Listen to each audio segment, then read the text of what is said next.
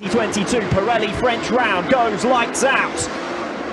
Shortest straight, start-finish straight of the calendar, and it's Toprak Razgatlioglu Manicure in towards the Adelaide hairpin. An opportunity for Jonathan Rea to come straight back through on Scott Redding for second position. Alex Lowe's under pressure now from Axel Bassani, who's going to the in towards the first gear Adelaide hairpin. Razgatlioglu wide. Razgatlioglu gives up the position as they come through the 180. It's Scott Redding who has hit the... Toprak doing well just to hold on to second spot and not letting Jonathan Rea through as well. But Scott Redding did well on the run into turn 5. He put his bike in the middle of the track, forced Jonathan Rea around the outside. And proving evenly matched thus far. Yeah, always good to see that, and good variety at the front of the field. On that opening lap, the run down in towards turn 5, we saw Garrett Gerloff make a good... Jonathan Rea, who goes from third to first. Razgatlioglu with the cutback, then coming off turn 5. Redding tries to do the same. They've both managed to come past him. The Yamaha and... down the inside, but that's something we're going to keep an eye on over the course of the next few laps to see what way Toprak approaches that. Alvaro Bautista may now well be very keen to get through quickly on Scott Redding. Is going to pass him in towards turn 15. Again, Alex Lowe's in combat, and it was previously Garrett Gerloff. This time it's Alvaro Bautista, and that's what nice this morning, and now a crash through that last chicane, probably bundled over the curbs through there, and that tends to be what unsettles a bike through there. But Jonathan Rea down and out. Rea, who's pulling up now at the side of the circuit, so it's going to be no points scored from race 1 for Jonathan Rea. Yeah, and for Rea, that as it stands right now, we'll put him 40.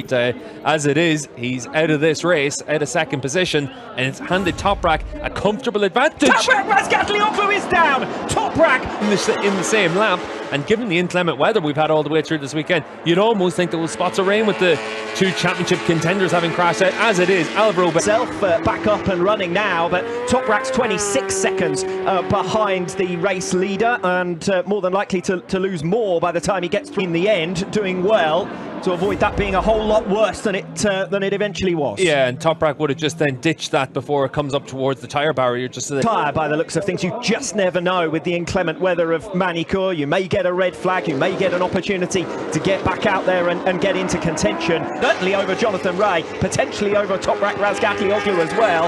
Or does he now go after Scott Redding and risk it all for those extra 5 championship points? I think it's one of those. Bautista, he's had this one handed to him. Well, just as in Assen, when Toprak and Rea came together on that occasion, and Rinaldi directly behind him, both with an opportunity now to try and take a place inside the top 3 here this afternoon. Yeah, it's a real chance now for... Made up almost half a second in the first 3 sectors, lose a little bit of ground in sector 4. Did notice a couple of spots there on the onboard camera of Adelaide hairpin with Redding smoking as he comes under braking in towards turn 5 and just about holding on. Bautista had almost got the job to make that move. Redding can't afford to make any slip up, otherwise Bautista pounces straight away. Redding really smoking up the rear tyre there under brakes, desperate to get it stopped. He knows that it wants Bautista. First Baz as well, home race for him in the podium spots, doing a really good job there in the number 76 machine. Plenty of action going on behind him, as you can see. Axel Bassani at the moment in 4th. Yeah, Bassani though, the fastest man on the racetrack this time around, so he's 0.4 of a second faster than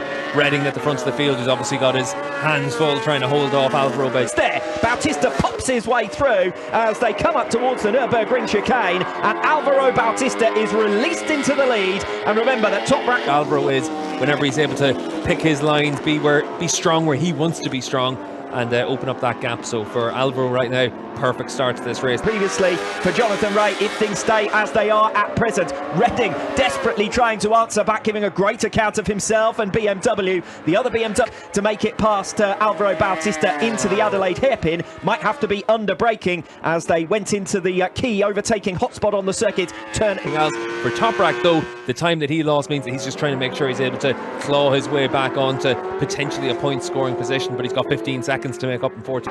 Lap behind could make the difference for Jonathan Rea in that regard as well, but for Rea it's just about trying to make sure that you're able to learn something from this, because that field inspired at the head of the field as well. BMW, it could potentially have been 4th and 5th, but at the moment it's 2nd and 3rd because of those 2 retirements. Wide through the Adelaide hairpin on lap 9. Redding not quite close enough to pounce, and then with the run up towards the Nürburgring chicane where Bautista opening laps that you just could not have forecast, you could not have predicted. The top 2 men around this circuit in recent years wiping themselves out. He looks pretty good on that BMW. He said coming into this weekend that Moss showed him the importance of just being able to find a small amount each lap, so that he's not quite having to be right up. but he's looking good as things stand. Up at the head of the field for Scott Redding, who sits in second position. He has been a winner here in Manicourt. 6 races at the Toprak, 23rd position. He's only a second behind Oliver Koenig, who sits in 22nd place, and he's 2.8 seconds a lap faster. And we pick him up there with the racetrack right now, right at the back of the field. Just looking at it, Loris Baz, he's got Bassani, Rinaldi, Lowe's, Gerloff and Lecuona all lapping faster than him in T19. It's deja vu quite literally here in France as he tries to fight his way through. He's in 22nd position now, having come through on Oscar Gutierrez. Get into the point, see if you're able to pick up something from this race. Still 11 laps to go. At the front of the field though, Alvaro Bautista last time around, he found 2/10 of a second on Scott Redding. This lap again, he's seat up against Rinaldi, so he wants to get onto that podium.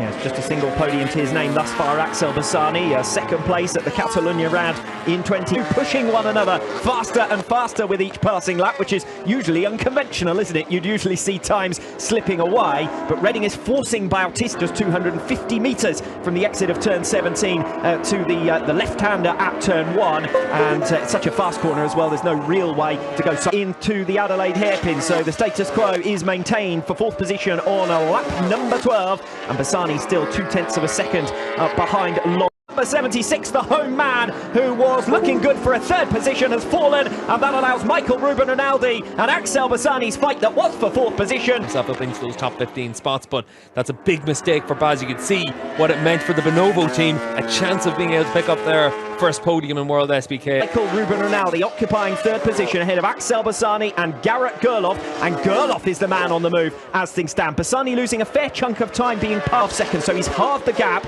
to Eugene Laverty, and of course Laverty's benefited from the fall for Loris Baz to move up into 13th position. There are some big points on offer here. 12th. Bautista meanwhile has largely settled down this race, hasn't he? Lap number 12, he set a new fastest lap of the race, a 1 minute 36.71. Vieke now comes through, Ertl through as well. Whether that might be a technical problem for Michael Ruben Rinaldi or just overcooking it into the first turn, he's back up and running at session. Their first chance to get out there in dry conditions, so everything a little bit of a step into the unknown. This is the first time anyone's done laps of this length as well, and for Luca Bernardi, that will be for 17th position. Next up, Christophe Paulson, and then Loris Baz. It might be slightly harder to get through on Loris Baz than some of the riders that Toprak has. Traffic still lapping at the same pace, or the only man faster than last time was Bautista, so still lapping the same pace as all the podium riders, so shows just how strong he is around. For Toprak, who I suspect will be through on possibly both of them by the time we get to the Adelaide hairpin. Here comes one coming off Estoril. This is going to be a masterclass.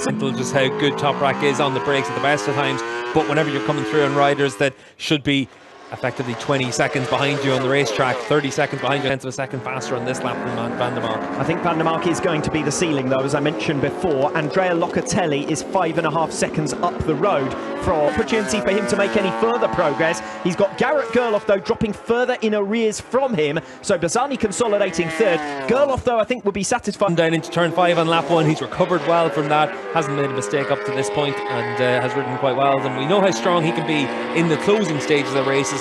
From him, and Gerloff's likely squabble now looks to be for 4th position with Alex Lowe's right on his tail. The number 22 Kawasaki up at the front. It's Bautista who leads. Lowe's just 0.3 of a second between those two.